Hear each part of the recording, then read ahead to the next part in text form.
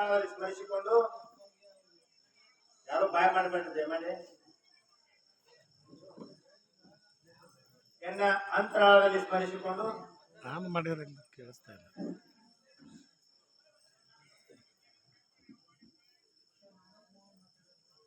ಮೂಲ ಪರಬ್ರಹ್ಮ ಸ್ವರೂಪರಾಗಿರತಕ್ಕಂತ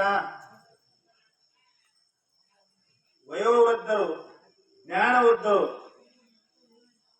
ನಮ್ಮ ಈ ವೇದಿಕೆಯ ದಿವ್ಯ ಸಾನ್ನಿಧ್ಯವನ್ನ ಕರುಣಿಸುವ ಕರುಣಾಮೂರ್ತಿಯಾಗಿರುವ ಹರಳಕಟ್ಟಿಯ ಪೂಜ್ಯರ ದಿವ್ಯ ಪಾದಕಮಲಗಳಿಗೆ ಅನಂತ ಕೋಟಿ ಪ್ರಣಾಮಗಳನ್ನು ಸಲ್ಲಿಸುತ್ತಾ ಶ್ರೀಮಠದ ಒಡೆಯರಾಗಿರ್ತಕ್ಕಂಥ ಸದ್ಗುರು ಅಭಿನವ ಶಿವಾನಂದ ಮಹಾಸ್ವಾಮಿಗಳವರ ದಿವ್ಯ ಪಾದಕಮಲಗಳಿಗೆ ನಮಸ್ಕರಿಸಿ, ಸಂಚಾಲಕರಲ್ಲಿ ನಮಸ್ಕರಿಸಿ, ನಮ್ಮ ವೀರಪ್ಪಣ್ಣನವರಲ್ಲಿಯೂ ಶಿವಪುತ್ರಪ್ಪಣ್ಣನವರಲ್ಲಿಯೂ ಸಂಗೀತಗಾರರಾಗಿರ್ತಕ್ಕಂಥ ನಮ್ಮ ನಿಂಗಪ್ಪಣ್ಣ ಅಂಗಡಿಯವರಲ್ಲಿಯೂ ಅದೇ ರೀತಿಯಾಗಿ ಶ್ರೀದೇವಿ ತಾಯಿಯವರಲ್ಲಿಯೂ ಯಲ್ಲಮ್ಮ ತಾಯಿಯವರು, ಸುವರ್ಣ ತಾಯಿಯವರು, ನಿರಂಜನ ಮಾತಾ ಅವರು, ಇನ್ನ ನಮ್ಮ ಟಬಲಾಜಿಯವರು, ಇನ್ನ ನಮಗೆ ಕರುಣೆ ತೋರಿಸಿರ್ತಕ್ಕಂಥ ನಮ್ಮ ಯೂಟ್ಯೂಬ್ ಸಾಹೇಬರು ಶ್ರೀಕಾಂತ್ ಬೆಲಕೇರಿ ಅವರು, ಇನ್ನು ಎಲ್ಲಕ್ಕಿಂತ ಹೆಚ್ಚಿನವರು ಇದಕ್ಕೆ ಮೂಲ ಕಾರಣೀಭೂತರಾಗಿರ್ತಕ್ಕಂಥ ಸರ್ವ ಸೋಮನಕೊಪ್ಪದ ದೇವಾನು ದೇವತೆಗಳ ಸ್ವರೂಪರಾಗಿರ್ತಕ್ಕಂಥ ಪೂಜ್ಯ ಹಿರಿಯರಾಗಿರ್ತಕ್ಕಂಥ ಜಪತಪ ಮಾಡತಕ್ಕಂಥ ಪುಣ್ಯ ಜೀವಿಗಳಲ್ಲಿಯೂ ಅಂತೂ ತಮ್ಮ ಎಲ್ಲರಿಗೂ ನನ್ನ ಅನಂತ ಕೋಟಿ ಕೋಟಿ ಪ್ರಣಾಮಗಳು. ಶಿವಸ್ವರೂಪಿಗಳೇ, ನೀವು ಶಾಂತಿ ಇದ್ರ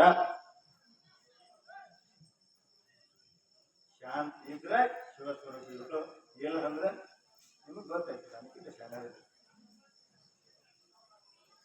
ಇಲ್ಲಿ ದೇವಿಯ ಪಾರಾಯಣದೊಂದಿಗೆ ಒಂದಿಷ್ಟು ಸಂಯೋಜನೆ ಮಾಡ್ತಾರೆ, ಕಾಂಬಿನೇಷನ್. ಏನಂತಂದ್ರೆ ಕ್ರಮ ತಪ್ಪಿ ನಡೆದರೆ ಕಷ್ಟಂ ನಿನ್ನುಂಟೆ. ಇನ್ನು ಅದಕ್ಕಿಂತ ಹೆಚ್ಚಿನ ಕಷ್ಟ ಯಾವ್ದಾರ ಐತಾನೆ? ಕ್ರಮ ತಪ್ಪಿ ನಡೆಯುವಂಗಿಲ್ಲ. ಒಂದ್ ಆದ್ಕೂಲೆ ನಾಲ್ಕು ಆದ್ಕೂಲೆ ಒಂದ್ ಆಕೈತೇನ್ರಿ? ನಾನ್ ನೌಕರಿ ಹೇಳಿದ ನಂತರ ಕಲಿಯಾಕ್ ಬರುತ್ತೆ ಅನ್ಸಾಲಿ ಇಲ್ಲ. ಈಗ ನಿಮ್ಗ ಹಂಗ ನಾನ ಈಗ ಮಾಸ್ತರ್ ಕನಿಷ್ಠ ಅಂತ ತಿಳ್ಕೊರ ಯಾವ ನೀವು ಸಣ್ಣವ್ರ ಅಂತ ತಿಳ್ಕೊರ. ನಾಯಕ್ ಸಣ್ಣವ್ರ ಹಿಂಗ ಪ್ರೀತಿ ಯಾವ ನಿಮ್ಮ ಮಗಾನು ಆಗಾವ, ನಿಮ್ಮ ಅಪ್ಪು ಆಗಾವ, ನಿಮ್ಮ ಅವ್ವ ಆಗಾವ. ಇವನಾರವ ಎಂದು ನೆನೆಸ್ಬೇಡ್ರವ ಯವ, ಇವ ನಮ್ಮ ಮನಿ ಮಗ ಅಂತ ತಿಳ್ಕೊಂಡಿರಂತ ಹೇಳಕತ್ತೇನೆ. ನಿಮ್ಗ ನಾ ಇನ್ನೂ ಕನ್ನಡ, ನಾ ಹೈಸ್ಕೂಲ್ ಟೀಚರ್ ಅವ್ರು ಅದನ್ನ ಉದಾಹರಣೆ ಕೊಡ್ತೇನೆ. ಕನ್ನಡ ವಿಷಯಗಳನ್ನ ಅರ್ಥಪೂರ್ಣವಾಗಿ ಹೇಳಿ ಅದ್ರ ಕಠಿಣ ಶಬ್ದಗಳ ಅರ್ಥ ಆಗತ್ತೆ. ಈಗಿನ ನೀವು 5ನೇ ಬಂದಿಲ್ಲ, ನಾ ಒಮ್ಮೆ ಕ್ರಮ ಬಿಟ್ಟ ಕ್ರಮಕ್ಕೆ ಹೋಗೇನೆ. ಇಂಗ್ಲಿಷೇ ಕಲಿಸಿಲ್ಲ ನಿಮಗ. ಜೀವನ ಅಂದ್ರೆ ಏನು ಅನ್ನೋದನ್ನ ಇಂಗ್ಲಿಷ್ ನಾಗ ಹೇಳಾಕತ್ತೇನೆ. ಏನು life is flowing like a river with unexpected turns, may be good or bad. You learn with enjoy because never return to alters. ಮಾತ್ರ ಹುಚ್ಚಲ್ಲ ನೀವಿದೆ ಏನ ಮಾತಾಡಕತ್ತಲ್ಲ ಅಂತಿಲ್ಲ. ಕ್ರಮ ತಪ್ಪೈತೆ. ಮೊದಲ ನಾನು ಇವಾಗ ABCD ಹೇಳ್ಬೇಕ, ಗ್ರಾಮರ್ ಹೇಳ್ಬೇಕ, ಆ ಲ್ಯಾಂಗ್ವೇಜ್ ಬಗ್ಗೆ ನಾಲೆಜ್ ಕೊಡ್ಬೇಕ. ಅದ್ರ ಪರಿಪೂರ್ಣತೆ ಬಂದಾಗ ಇಂಗ್ಲಿಷ್ನಾಗ ಮಾತಾಡ್ಬೇಕು. Political science, what is the meaning of political science? ಏನಾಯ್ತಮ್ಮ ಹುಚ್ಚ ನೋಡಿದ್ರೆ ಕರ್ಕೊಂಡು ಹೋಗಿ ಬಾನಗಟ್ಟಿ ಎಂದಿರ್ ಮತ್ತೆ ಕ್ರಮ ತಪ್ಪಿದರ ಇನ್ನು ನೇರವಾಗಿ ವಿಷಯಕ್ಕೆ ಬರ್ತೇನೆ. ದೇವಿಯ ಪಾರಾಯಣ. ದೇವಿಯ ಈ ಕ್ರಮಗಳನ್ನ ನಿಮ್ಮ ಜೀವನದೊಳಗ ಹಾಲಿನೊಳಗ ತುಪ್ಪ ತೆಗಿಬೇಕಾಗಿತ್ತಂದ್ರ ಡೈರೆಕ್ಟ್ ಬೆಣ್ಣೆ ತೆಗಿಯಕ್ ಬರಂಗಿಲ್ಲ. ಅದನ್ನ ಹಾಲ ಕಾಸಬೇಕ. ಕಾಸಿದ ನಂತರ ಕ್ರಮಬದ್ಧವಾಗಿ ಹೆಪ್ಪಾಕ್ಬೇಕದನ್ನ. ಬಹಳ ಸುಡುವಾಗ ಹಾಕ್ಬಾರ್ದ, ಆರಿದ ನಂತರ ಹಾಕ್ಬಾರ್ದ, ಕ್ರಮಬದ್ಧವಾಗಿ ಹಾಕ್ಬೇಕು. ಮತ್ತ ಅವಾಗ ಮೊಸರು ಹಾಕತಿ, ಅವಾಗ ಬೆಣ್ಣೆ ಹಾಕತಿ, ಅದನ್ನ ಕಾಸಿದಾಗ ತುಪ್ಪ ಹಾಕತಿ. ಡೈರೆಕ್ಟ್ ಕ್ರಮಬದ್ಧವಾಗಿ ಮಾಡಲಿಲ್ಲ ತುಪ್ಪ ಬರ್ತಂದ್ರೆ ಇದು ಸಾಮಾನ್ಯ ಆಯ್ತು. ಇನ್ನು ದೇವಿಯ ಪಾರಾಯಣ ಕಡೆ ಬರೋಣ.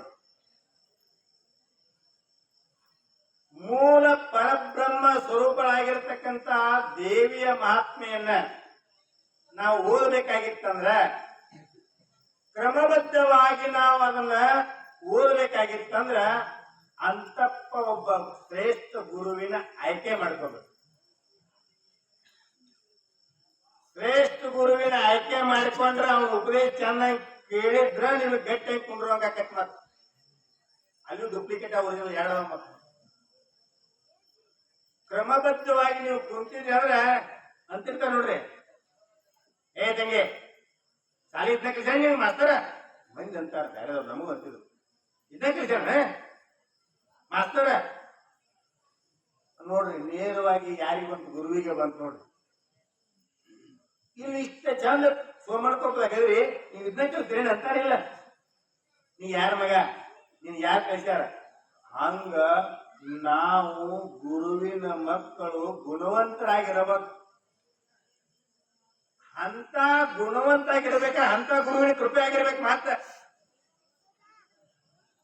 ಆ ಗುರುವಿನ ಕೃಪೆ ಆಗಿತ್ತಂದ್ರ ಅಲ್ಲಿ ಹೇಳ್ತಾರೋ ಪೀಠಿಕಾ ಅಧ್ಯಾಯದ 3ನೇ ಶ್ಲೋಕ, ಆತನ ನಿಜ ಶಿಷ್ಯನಾರನೆ. ಆ ಅಂತ ಪುಣ್ಯಾತ್ಮನ ನಿಜವಾದ ಶಿಷ್ಯ ಆದಂದ್ರ ಅವನ ಪಾತಕಗಳೆಲ್ಲ ಹರಿದು ದೂರ ಆಗ್ತಾವ. ಗುರುವಿಗೆ ಹೇಳಿದ ಅವ್ರ ಗುರು ಲೋಕ ಕಲ್ಯಾಣಕ್ಕಾಗಿ ಜಪ ತಪ ಯಜ್ಞ ಹೋಮ ಹವನಾದಿಗಳನ್ನು ಮಾಡಪ್ಪ ಅಂತೆ. ಅದ ಪ್ರಕಾರನ ದೇವಿ ಪಾರಾಯಣವನ್ನು ಹೇಳಂದ. ಅದಕ್ಕ ಓಟು ಹೇಳಿದ ದೇವಿ ಚರಿತವ ಮಾತು ತಿಳಿ, ಧರ್ಮಾರ್ಥ ಕಾಮ್ಯವು ಖ್ಯಾತ ಮೋಕ್ಷವು ಸಿದ್ಧಿಯಾಗಲು ಜಗಕ್ಕೆ ತಾನಿದನು. ಅವ್ರ ಗುರು ಹೇಳಿದನ ಇದಕ್ಕೆ ನೀವೇನಂತೀರಿ ಅಂದ್ರೆ ವಿಷಯ ದೂರ ಆಕತಿ. ಚತುರ್ವಿಧ ಪುರುಷಾರ್ಥ ಅಂತೀರಲ್ರಿ, ದೇವಿಯ ಪಾರಾಯಣವನ್ನ ಓದಿದ್ರ ಕ್ರಮಬದ್ಧವಾಗಿ ಸಿಕ್ಕಂಗಲ್ಲ. ದೇವಿಯ ಪಾರಾಯಣವನ್ನ ಕ್ರಮಬದ್ಧವಾಗಿ ಶಿಸ್ತಿನಿಂದ ಕೇಳಿದರ ಹೇಳಿ ಕೇಳುವರಿಗೆ ಮುಕ್ತಿಯು ಬಹಳವುದು ಮಾತು ಸುಳ್ಳಲ್ಲ. ಹಂಗ ಕ್ರಮಬದ್ಧವಾಗಿ ನೀವು ಕೇಳಿದಿರಂದ್ರ ಧರ್ಮಾರ್ಥ ಕಾಮ್ಯ ಮೋಕ್ಷಂಚ ಸರ್ವ ಸಿದ್ಧಿ ಫಲಂಬವೆ. ಧರ್ಮ ಅಂದ್ರ ದೇವಿಯ ಪಾರಾಯಣವನ್ನ ನೀವು ಕೇಳಿದ್ರಂದ್ರ ಧರ್ಮವಂತರಾಗಿ ನಡೀತೀರಿ, ಇದ್ರಾಗಿನ ಸಂಶಯ ಇಲ್ಲ. ಈ ಧರ್ಮವಂತರಾಗಿ ನಡೆದ್ರ ಆ ಧರ್ಮದಿಂದ ಸಂಪಾದನೆ ಮಾಡಿರ್ತೀರಿ ನೋಡ್ರಿ. ಇಷ್ಟು ಬಹಳ ಇಂಪಾರ್ಟೆಂಟ್ ಮಾತ್ರ. ಪಾಪಿಯ ಧನ ಪ್ರಾಯಶ್ಚಿತ್ತಕ್ಕೆ ಅಲ್ಲದೆ ಸತ್ಪಾತ್ರಕ್ಕೆ ಸಲ್ಲುವುದೇ. ನಾಯಿ ಮನೆಗೆ ನಾಲ್ ಅಂತಿಲ್ಲ.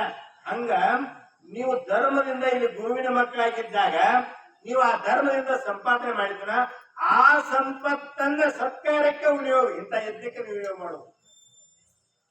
ಧರ್ಮ ಅರ್ಥ ಕಾಮ್ಯ ಆ ಕೆಲಸ ಸತ್ಕಾರ ಅಂದ್ರೆ, ಕಾಮ್ಯ ಅಂದ್ರೆ ಕೆಲಸ, ಆ ಸತ್ಕಾರಕ್ಕೆ ಉಪಯೋಗ ಮಾಡುದು. ಅವಾಗ ಮೋಕ್ಷ ಆಕತಿ ಅಂತ ಹೇಳಿ.